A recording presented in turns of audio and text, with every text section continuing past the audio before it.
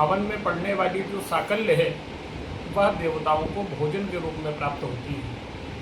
हमारे यहाँ दो तरह के हवन बताए गए हैं हिंदू धर्म में। जो पहला हवन है वह जलती हुई यज्ञ में षोडश मातृका में एक देवी जो स्वाहा के नाम की हैं, स्वाहा नाम की देवी, उनके नाम से जो अग्नि में डाला जाता है, जलती हुई प्रज्वलित अग्नि में, वह देवताओं को भोजन के रूप में प्राप्त होता है। इसलिए हमेशा हवन जो करें वह जलती हुई अग्नि में ही करना चाहिए।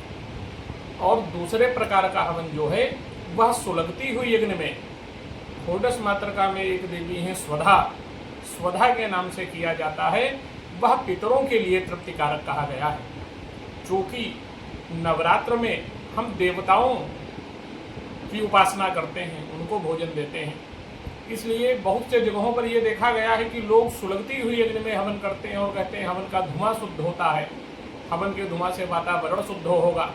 यह केवल समाज में विडंबना के रूप में व्याप्त है, क्योंकि हवन वही है जिसमें समिधा इतनी मात्रा में हो कि जो साकल्य डाली जाए वह राख के रूप में भस्मीभूत हो जाए, वह देवताओं को भोजन के रूप में प्राप्त होता है। इसके उपरांत जो प्रदक्षिणा हम लोग करते हैं, जिसको परिक्रमा के नाम से भी जाना जाता है, देवालय इत्यादि में तो हम परिक्रमा मंदिर के चारों ओर घड़ी के सुई के रूप में क्लॉकवाइज घूम करके, दाहिने से ओर से घूम करके परिक्रमा पूर्ण करते हैं। वह परिक्रमा समस्त देवताओं की अलग अलग है।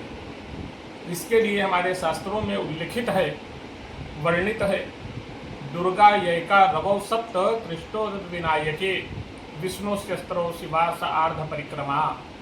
मतलब दुर्गा यैका जो देवियों का पूजन होता है, जब हम देवी स्वरूप किसी देवता की आराधना करते हैं, ईश्वरीय शक्ति देवी के रूप में पूजते हैं, स्त्री के रूप में, उस समय पर हमको मात्र एक परिक्रमा करनी चाहिए।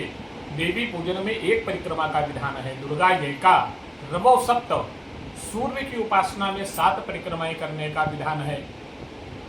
त्रिष्टोदत विनायके, और जो भगवान विनायक गणेश जी हैं, गणेश जी की परिक्रमा हमेशा 3 बार करनी चाहिए। विष्णु शस्त्रो, जो भगवान विष्णु की परिक्रमा है वह 4 बार होती है। और शिवास आर्ध परिक्रमा, भगवान शिव की आधी परिक्रमा होती है। अर्घा जो होता है, जो जलहरी का जल निकल रहा होता है, उसको नहीं पार किया जाता है। इसलिए नवरात्र के उपलक्ष्य में देवी आराधना के उपरांत तो चाहे मंदिर में करें, देवालय में करें तो चारों ओर घूम करके, और अगर अपने घर या प्रतिष्ठान में करना चाहते हैं और परिक्रमा का मार्ग न हो तो जहाँ पर आपने आरती करी है वहीं पर खड़े होकर के देवी के नाम की सिर्फ एक परिक्रमा करनी चाहिए। शास्त्रोक्त परिक्रमा और पूजन करने का अत्यधिक लाभ प्राप्त होता है। इसी के साथ आज की चर्चा पूर्ण हुई। कल किसी दूसरे धार्मिक परिप्रेक्ष्य में किसी धर्म के ज्ञान के साथ दूसरी वीडियो में आपके मुझसे मुलाकात होगी। नमस्कार।